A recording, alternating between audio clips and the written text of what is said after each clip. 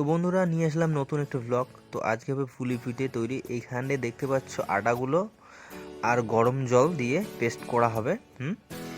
Paste করতে থাকে paste করতে করতে মোটামুটি একটা আকার ধারণ করবে, আলাদা ধরন। এই যে দেখতেই পাচ্ছ, এইভাবে দালা করতে হবে আটাগুলো। আবার এই আটাটা মোটামুটি যদি হালকা হয়ে থাকে তো এখানে একে শক্ত করার জন্য এইভাবে আটাগুলো দিবে, একটু একটু দিবে, আর দুই হাতে এইভাবে নাড়াচাড়া কষতে হবে। কষলেই শক্ত হয়ে যাবে। মোটামুটি দেখতেই পাচ্ছ শক্ত হয়ে গেছে। এরপরে দুই হাতে এইভাবে চাপ দিয়ে এইভাবে ছোট ছোট করে ডালাগুলো বানাবে।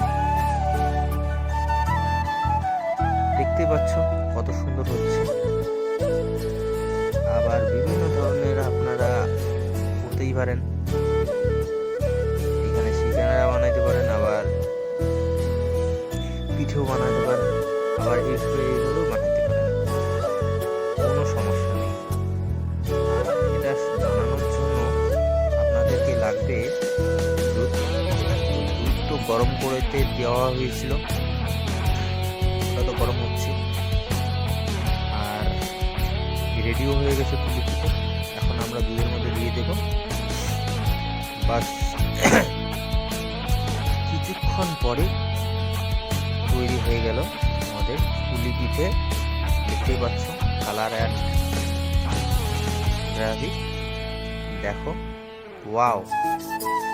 এই ঠান্ডার দিনে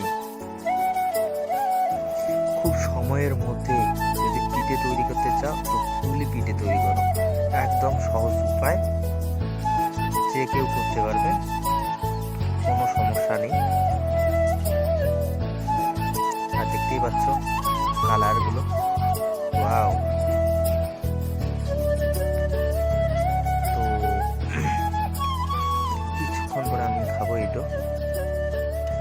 তো কেমন লাগলো ভিডিওটা অবশ্যই লাইক কমেন্ট শেয়ার করে সাবস্ক্রাইব করে দিয়ে পাশে থাকবে। সবাই ভালো থাকবে, সুস্থ, টাটা।